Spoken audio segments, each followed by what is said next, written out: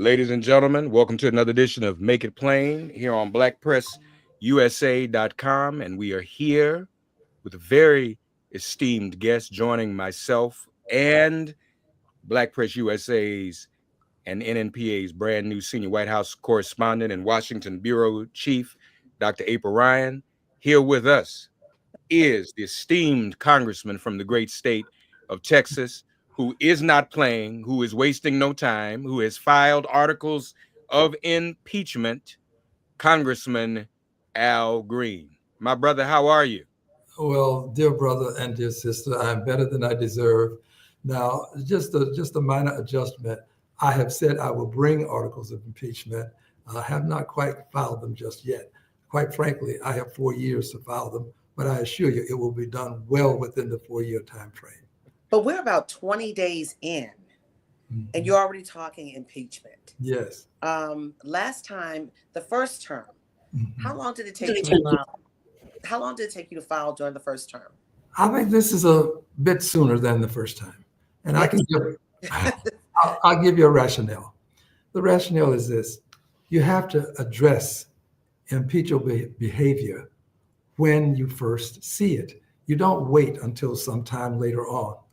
And also because I'm not a sunshine freedom fighter. I'm not a farewell weather freedom fighter. Whenever the circumstance presents itself, I try to address it then and there. And if we had impeached this president with those first articles of impeachment, we might not have the problem we're having now. And I'm saying even if the Senate didn't convict him, because they had to do with Mr. Comey, who was the head of the FBI. He fired the head of the FBI because the man was investigating him and would not say publicly that the president was exonerated. Well, he now is taking on the entirety of the FBI. So sometimes you have to stop these things when they're in their infancy because they can metamorphose into something even greater. So you filed, and people were thinking that it wasn't time. They tried to pull it back from you. Yes. Yes, you filed. And then later on, towards the end of the administration, well, there were two that actually went through. He was impeached twice, but you began the process then, and you're also beginning the process now. We've got planes falling out of the sky. We've got concerns about, and that's something that happened, and people almost forgot about that. That was just last week. And we've got planes slicing into the one of the wings or the tips of a plane because we have not as many air traffic controllers as we should. We've got the U.S. government looking like a private business where you take the buyout and you'll get paid through September. The question is, are you really going to get paid through September? Because the person who's issuing this, we don't know much about him yet, except for his cars and his space thing and his truck that looks sometimes like a refrigerator on wheels. So forgive me for that one. But I mean, it's the gray one, not the black one or the red one. But no, we don't have confidence in what's going on. And is that some of the premise of your effort today to begin the process or looking into the process of filing impeachment charges against this current president, 47th President Donald John Trump? Yes, you're correct. Last time we laid the foundation for it, and I don't want to take all of that credit. The Honorable Maxine Waters was right there. We laid the foundation for impeachment, and later on the full House impeached him. It went to trial in the Senate. But here's what I was told then: that is too early. This is always said. But Dr. King has some pearls of wisdom for us. Time is always right to do what is right. Now, this is the right thing to do. You don't let a person decide that a plane crash that he knows nothing about, they're still gathering evidence. They don't have the black boxes. They don't have the empirical evidence to get some sense of what happened, to blame it on DEI. But not just blame it, the language that he used. He talked about intelligence. People used to talk about Black people not being intelligent. He talked about being complex, as though we can't comprehend things. Black people went through that. Blacks could not play quarterback because of the language that he used. So he was talking about us. He was sending signals. You know, DEI is associated with us and others too, but for the most part, us, Black people. So I found that quite offensive, but I also found other things offensive. To eliminate the Department of Education. Yes. My mother could barely read. My father could not read, but they knew the value of an education. Yes. And they knew that this would be the one thing that their child could have that could get him to a different station in life. I remember, I share this brief vignette with you. I was at work with my father, and the people called him secretary. And I said, why are they calling you secretary? He said, because I can't read and write, and they're making fun of me. Well, it hurts. Every boy wants to think his father's Superman, not necessarily with a white face, but Superman. And so I said, well, why do you do that? And I'll never forget. He told me, because I want you to be. It's wonderful that the son of a secretary can stand in the well of the Senate or the House of Representatives and read and write an impeachment article for the President of the United States of America. That's powerful. That really moves me. And those are the kind of stories, again, when you say abolish the Department of Education, ban our books, those are the kind of stories they don't want us to know, so we can have pride in ourselves and rise higher. And my thing, Congressman Green, is that the narrative is that we're losers, but that's not the narrative. The reason why the fight back against DEI, which we seem to be the face of, but we're not just that, just DEI, the spectrum is larger, is the fact that we've won so much. And they want to reverse the course of the winning to make us feel back the clock. Yes, right, exactly. Because we're starting to find out when that rollback was before Brown v. Board, the 1850s. You know, we're hearing about those civil rights laws that were put in place back in the 1800s. And you said something that we need to really stress. DEI is not just these three people here that you see brown faces. DEI are women who are pregnant, it's the disabled, it's so many other groups that are considered disadvantaged. So don't believe, okay, well, because it's for Black people, I'm not going to fight that fight, but it's going to be you next day. Because if you're disabled, if something happens and you can't work for a moment, you're in trouble.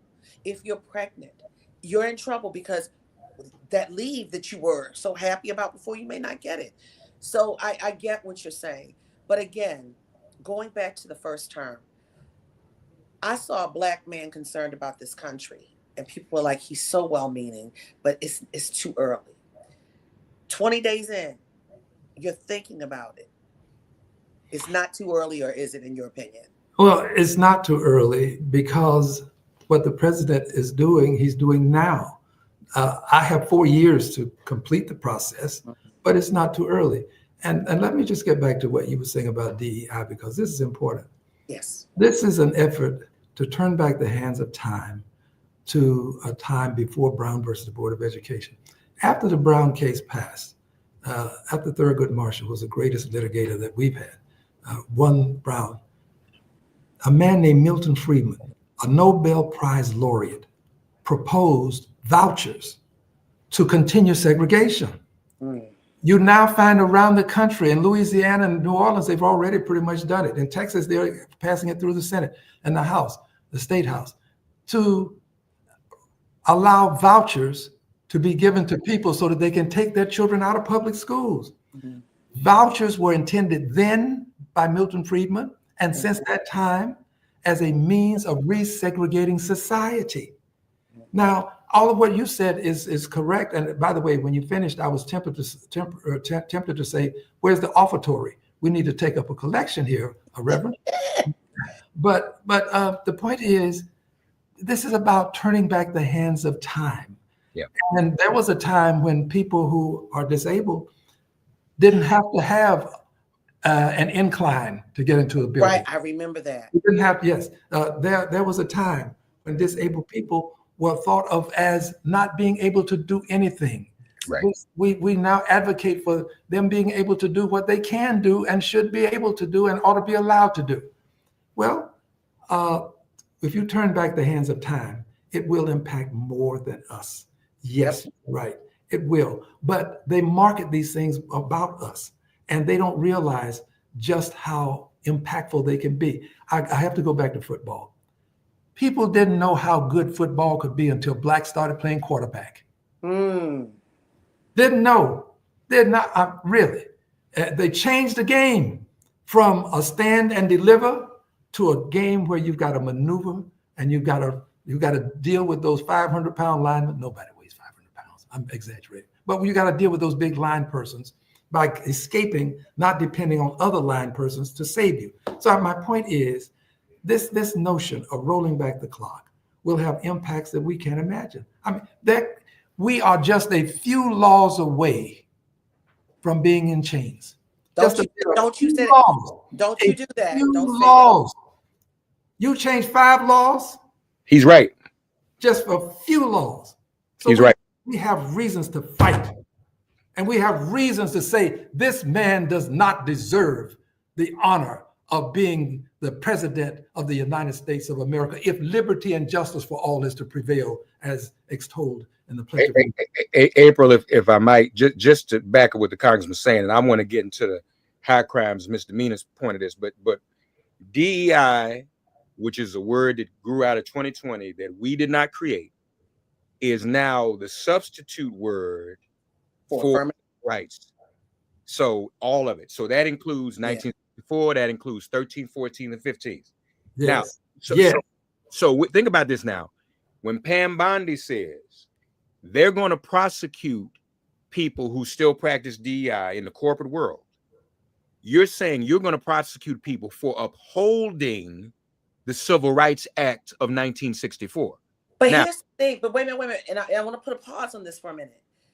Because they're saying on the federal level, that executive order was for federal agencies, right? And it's kind of almost like the Supreme Court. When they came down with that admissions in affirmative action and admissions, that was designated for higher education. That was designated for colleges. It was for public colleges. It wasn't designated for corporate America. What they're doing is taking one thing and making broad brush strokes. That executive order was for the federal government. That was not for private sector. But the Civil Rights Act was for everybody. Right. But what I'm saying is, what they're expecting is that when the president makes a decision, it rolls down. Or when the Supreme Court, the conservative-leaning Supreme Court makes a decision, it rolls down into the private sector. And that's what we're seeing now. Because Target doesn't have to do this. Walmart doesn't have to do this. Amazon doesn't have to do this. But they're doing it because they are listening to the president that they are embedded with now. And they're also doing it because they have eviscerated the Voting Rights Act. They have eliminated within that act the section that would require preclearance. They've eliminated that. So now there are people who are redrawing the lines. I don't know how many Black members you're going to have in Congress now that they know that they're free to do whatever they like to with these lines.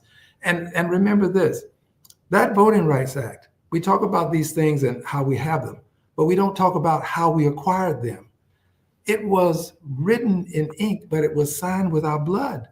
When they crossed the Edmund Pettus Bridge, John Lewis told me he thought he was going to die. I had to serve with him. And they beat them all the way back to the church where they started. It's people suffered. People died so that we could get these rights. And we have to protect them and not be afraid. Don't be a fair weather freedom fighter. Don't be a sunshine freedom fighter. Be it all the time, every time.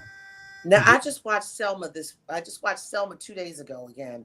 And I saw the character that played John Lewis. I saw C.T. Vivian. I saw Julian Bond. I saw all of them. Andy Young. And it just brought it back. What was yesterday is today. We have to curate.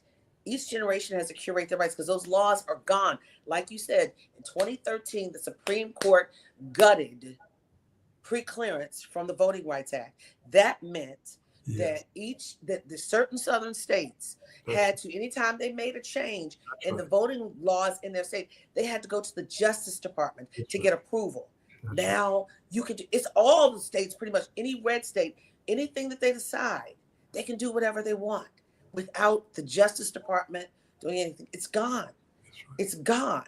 And that was the 1965 Voting Rights Act. And that was Shelby v. Holder in 2013. And Holder happened to be the U.S. Attorney, the Black U.S. Attorney General for Barack Obama, and he's very upset today that he was so much for voting rights that his name is on something that has pulled back the rights for us to do a privilege, a right for us. But that's what he's saying, though, April. That's why he's saying we're one step from change, because 65 Voting Rights Act is gone. I know. Now we're talking about what preceded that the year before was the 64 Civil Rights Act, which was the bedrock of the 8 Americans for Disabilities, the bedrock of the ERA, the bedrock of all the rights LGBTQI. But let's do this. I want to go back to the impeachment amendment. Let me just say this, and don't forget the 13th Amendment. That's right. Yeah, I mean, 13th Amendment is everything. The 14th Amendment, you take away the 13th, 14th, and 15th Amendments. And you got a court that will take us back to Plessy. And with a Black man who legitimizes it. Yeah. But a Black woman who's there with her cowrie shells who goes against it. Yes. So on one hand, you got Clarence Thomas. Yes. On the other hand, you have a name, Ketanji Brown Jackson, with her cowrie shells. And if you don't know what a cowrie shell is, look it up. Google it. So, Congressman, high crimes and misdemeanors. So, April, I don't think it's too early, because if you see somebody committing a crime and you're like the congressman and you get him early, you actually doing him a favor, because the longer he stays, he's committing multiple crimes every day. So just since yesterday, he's committed more crimes. So if the congressman goes after him now, he keeps the number of charges down that the man is committing. Now, but let me say this. Let me say this though. I think in this moment, the congressman has a lot of people like, wait a minute, this time, because this has been nothing but chaos since January 20th at noon. Chaos. People are like, oh my God, you're looking everywhere. And I think what it's going to take congressional leaders, the Republican congressional leaders, the only time I heard them have a upsetness about Donald Trump was when he said we're going to own Gaza. They were like, no. That's the only pushback I've heard in these 20 days. But you got a lot of people who are in line with Congressman Al Green, the people, the constituents who are upset and afraid they are being touched by this administration. There will be hurt, for everyone will feel hurt. I'm told by a Republican who has the ear of the president. And he said it's about shrinking the government and making it leaner. But who's going to be hurt in the meantime? And they say Donald Trump is in charge because no one is going against them. And I guess Congressman Al Green is the one. Well, that's why I would add. So, Congressman, the crimes we're talking about today, at this hour, I think probably the most glaring is we're looking at the infiltration of the Treasury, people's personal records. I mean, when you start listing crimes to file something like this, that's what you're talking about, right? Well, I think this is a good time to explain high crimes and misdemeanors. Okay. This is found in Article 2, Section 4 of the Constitution. And I studied the Federalist Papers to get the intentionality of the writers and the persons who put this in motion, this language. But here is the de facto definition. There's a de jure definition, but here's a de facto definition. It came from Gerald Ford, who at the time was Speaker of the House.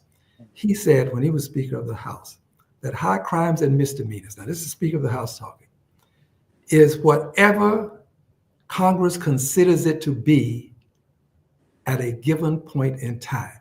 Whatever a majority of congresspersons consider it to be at a given point in time. Google him and you'll find that exact language. Now let me explain a little bit more to you about that.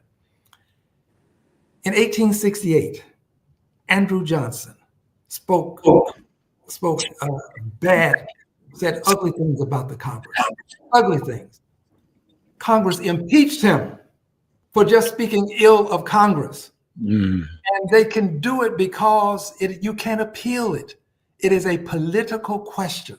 You cannot appeal a political question. We have the last word. So these constitutional scholars can talk about all of the intentionality and all these other things.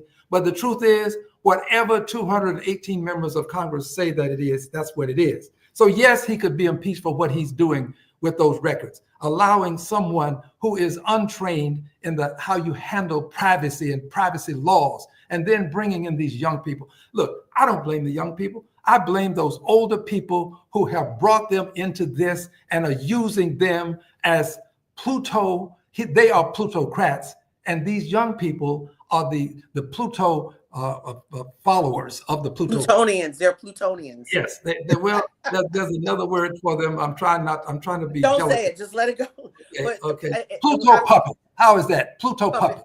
Let's go. That's good. That's good. So I heard the beep in your office. Do you have to go to vote? Because I know we only have like I'm 4 good. minutes. We voted. We just finished. Okay. 2 things. The last time you were bold enough to begin impeachment, you and I had a private conversation about how when you stand up against this man, people tend to target you. Is it happening again for you, sir? Of course it is. And I knew before I did this what the consequences were because I've been through it before. People have talked about my heritage and things that they will do to me. I'm getting that kind of conversation, well, not conversation, but that kind of input from people that don't know me. But here is what Dr. King said. He said that a man, and I'm going to change that to a person who hasn't found something worth dying for isn't fit to live. You're not fit to live. Does it mean something to you that somebody suffered so that you could have this job? For me to be here, somebody had to find out what a 90-pound German Shepherd bites like.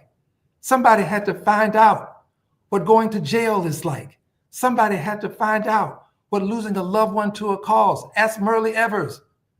Ask her. Ask Mrs. King. Resurrect the ghosts of these people, and they will tell you that some things are worth dying for. So I've accepted my fate. People have told me what these people will do to me, especially after the floor speech I gave today, where I talked about how Netanyahu and the president have stood together and talked about how they're going to perform ethnic cleansing. Ethnic cleansing. These are 2 superpowers. The United States is a global superpower. Israel is a regional superpower. They both have nuclear power, and they can operationalize what they say. And for the president to talk about moving the Palestinians and then say, everybody agrees, everybody likes the idea. Well, the Jordanians apparently didn't like it. The Israelis, some of them do like it. But what about the people who live right next door? Egyptians, they didn't like it. The Saudis didn't like it. And they didn't ask the Palestinians. Now, it's their land, and you don't talk to them. You assume that if you can get other people to agree, you can just move them. They're not cattle. And look, we've got to be concerned about this because a lack of concern for this injustice can impact us here. These are superpowers.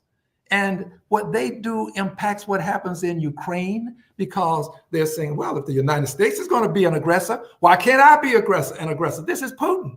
No, and but that's what Russia's doing. They've tried to take Ukraine. Look. That's right. Look at what China can do now and say, well, if the president and the prime minister are going to take over Gaza, then I can take Taiwan. These have global implications. Yeah. And I understand people who want me to focus on my 9th congressional district, but I was elected to protect the country, and that's what I'm going to do. What other options, Congressman Al Green, can Democrats exercise at this moment in the House and or the Senate to try to stop some of this? What options exist? Well, here's, I'm going to give you multiple, but here's a very important one. We've got to let people know that peaceful protest got us here. And people protest will protect what we have. People should be marching peacefully with impeachment signs. Send the message that impeachment is an appropriate remedy because it has been an appropriate remedy. So yes, we can litigate, and I think we should, and people are litigating. You can see now lawsuits are being filed with reference to the privacy rights of those persons who've had their rights infringed upon by Musk and his clan of people. We can litigate, and they're doing that. And then we can try to negotiate even with the worst of people. The president of the United States will go and try to negotiate with the communists, then we can try to negotiate. But I still say we have to move to the streets and we have to protest. Protestation, litigation, negotiation, all good, but I know what got me here. And so I'm going to go back to the street. I'm organizing a protest right now. Where? Houston, Texas. Houston, it's going to be an impeachment protest in Houston, Texas. And I can tell you some of the places you ought to take your protest. Take it to the Chamber of Commerce. These people in the Chamber of Commerce, they don't protect their workers. They ought to protect their workers. When someone is talking about just sending people out of the country willy-nilly, arbitrarily, and capriciously, that impacts them. It impacts us. It impacts wages, yes, but it also impacts delivery. You're going to send a lot of people out that we need. Two things real fast, and I'm going to let you go. I'm done. But first time you went to impeach Donald Trump, they said, oh, it's too early. And then the impeachment happened. There were 2 impeachments. Yes. He's a convicted felon, been impeached twice. 34 times. Yes. And impeached twice. And he's still president of the United States. If you do get impeachment, what is it going to do? It's just going to stay there. It's not going to be like Richard Nixon. The Republicans said, I think you need to go before you go get impeached. He's still going to stay there. He is not leaving this time. Yes, well, here's what it does. It galvanizes the country. We've got to give people a reason to protest. And we've got 4 years to do this, but we've got to give them a reason to protest. And that reason is to take us to a point where we can elect a Congress that will impeach. We can elect a Senate that will impeach. But you can't do that if you don't know who won't vote for impeachment. So you got to put it out there so that we can find out where people are. So impeachment does not remove Donald Trump, but it's a mark. As you say, it galvanizes people. But what about Elon Musk? What can be done if people are very scared and upset? The average person, Republicans, Democrats, people who work in federal government are afraid. And I've been getting calls from people in the FBI, CIA, Treasury, everywhere in federal government.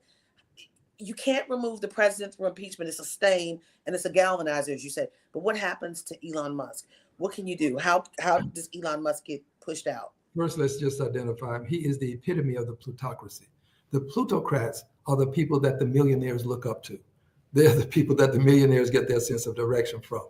What we have to do is not be afraid to identify him as a culprit, as a person who is encroaching upon our rights. And if we identify him and say, now the president is the person who put him in that place. I think there's the truth about this being spoken by people who are not afraid can make a difference. And you cannot be a fair weather freedom fighter. You're not a fair weather freedom fighter. I've seen I know your history. You're all the time freedom fighter. I don't contend that impeachment is going to get him out of office immediately, but I know the consequences of it because I saw what happened when we worked last time. When we impeached him, he did not get reelected. He did not get reelected. He was kicked out of office by Biden and Harris. When Biden and Harris kicked him out of office, I don't care what anybody says, President Biden did things that no other president has done. None. First Black woman to be vice president, Joe Biden. First Black woman on the Supreme Court, Joe Biden. Black woman at the United Nations, Joe Biden. Black man head of the Secretary of Defense, Joe Biden. Joe Biden did things no one else has done. And I would only say to you, if we follow through with the impeachment, he won't come back, but we'll galvanize people such that a lot of those underlings won't come back. They won't be here. Not Karl Rove. I'm talking about those that he elected to office because, he can do this and get out of Dodge. But those people, the members of the House and the Senate, some of them are going to lose their jobs because they've followed through with what he is doing. My last word, Karl Rove, who was the kingmaker for George W. Bush, and you know him well, Republican. Yes.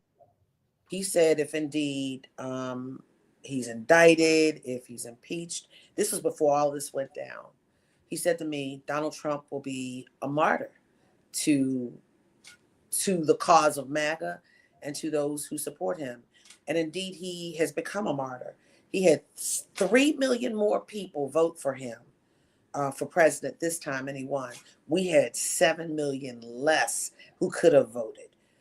That's math. That's not about the price of eggs. Yes. And now it's suppression too. this 5 million of those people were kept from voting. But go ahead, this is a great time a great point to end on. I thank God for what you just said. And they have tried to blame us for not voting. But now let me explain. We, the Democratic Party, I've got the guts to say it.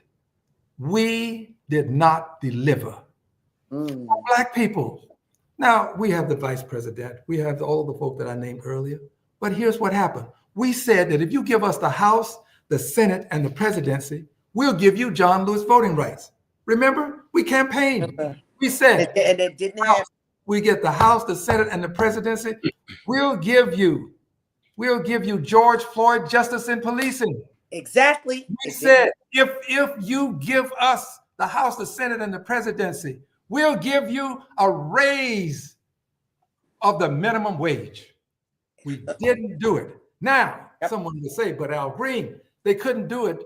By the way, we passed these things in the House. Couldn't get it through the Senate. They was, but look, that was cloture in the Senate, and that prevented us from doing it. My dear brother and my dear sister, when Harry Reid wanted to get federal judges on the bench, cloture was there. When the presiding officer said, I'm going to give you in essence what was said, not these exact words. The presiding officer said, this bill will have to pass by cloture that would give us these judges. Harry Reid said, I appeal your ruling. Not with the intonations that I'm using. I appeal your ruling. Cloture requires that you get to 60 votes before you can pass something with 51. That's cloture. We couldn't get to 60. Harry Reid said, I appeal your ruling. And what happened? We got more than 51 votes when the ruling was appealed. It only takes 51 votes to break cloture. Yeah. When we had the House, the Senate, and the presidency, we had 50 senators, and we had the vice president to break the tie. If we had broken cloture, we could have done all of those things. All of our hopes and dreams resided on the Senate breaking cloture and doing what they now do for Supreme Court justices. We put people on the Supreme Court because we break with the cloture rule that is just a fiction of the Senate. We break with that and we put these people on the court. So now, but I gotta just say one more thing, dear sister. Listen. They say cinema. Yes. They say Manchin. Those were the two who did not follow through. Now that was the root cause of it. Two senators who held up our agenda. And by the way, they held up the agenda of labor because we promised labor that they would get the PRO Act to protect our right to organize act. You know, they didn't help the LGBTQ community because we could have passed the Equality Act if we had just broken cloture. But here's the thing. If they had put the pressure on them that I've seen them put on some others, they could have changed their minds. They weren't coming back. They could have changed their minds. Look, I'm not going to tell you this is what happens. But in an imaginary world, they say, look, what do you want? What do you want? And if Biden would have leaned in a little bit more on Manchin and cinema, we just had this conversation with Michael Steele this week. We just had this conversation. Don't blame Black people for what happened. Listen to me now. This is important. If you have two national banks, one is called the Democratic National Bank and the other is called the Republican National Bank. If you put your deposits in the Democratic National Bank, you expect your returns on your deposit from the Democratic National Bank. If the Republican National Bank does something for you, it's a bonus and you'll appreciate it and you'll take it. They're doing the righteous thing. But you expect the Democratic National Bank to give you a return on your investment. More than 90% of Black people consistently vote Democratic. More than 90%, probably closer to 95%. That's what we do. So don't blame us for saying to you, you did not deliver for us. Now you're going to blame me? Black people have every reason to say, I'm disappointed with this system. That's why I tell people I'm a liberated Democrat. I am liberated, unbought, unbossed, unafraid. And if there's something better than a Democratic Party, I'd be that. It's just come on, Shirley Chisholm. all I have. So I take that. Well, Congressman, as we go, since you said that, are your colleagues now, I mean, you're standing up, Are your colleagues giving us a return on? Some people think they're awful quiet. I mean, what do you have to say about your colleagues right now? Well, I would just simply say this. There are many ways to get to Houston from here. I choose the most direct route. Okay. I jump on the plane and fly. Some people go by bus. You know, some people go by train. But we're all going to the same place. Okay. We not get there at the same time, but we're going to the same place. Well, let me say this. People are very excited to watch.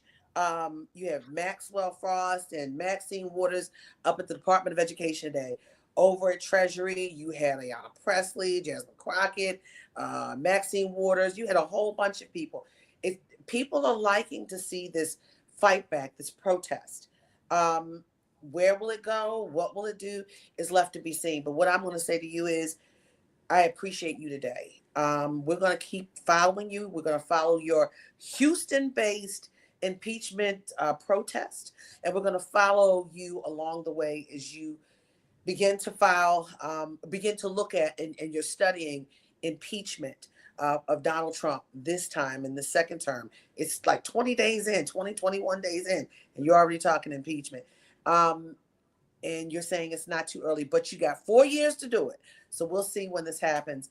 I want to thank you, Congressman. You've always been responsive. You've always been there for us, and we thank you for joining us today. We really do. This has been, I mean, I'm like, you talk about chains. The only chains I wear are the chains around my neck that my husband bought. That's it. So anyway, we're not going into any chains like that. We're not going back. We're not Can't going go back. Not going back. Not Congressman Al Green from the 9th Congressional District in Houston, a long legacy there. My brother, always good to see you, doctor. Thank you. Thank you, sir. Thank you both. Thank you. Love you both. Thank Love you you too, man. Bye-bye.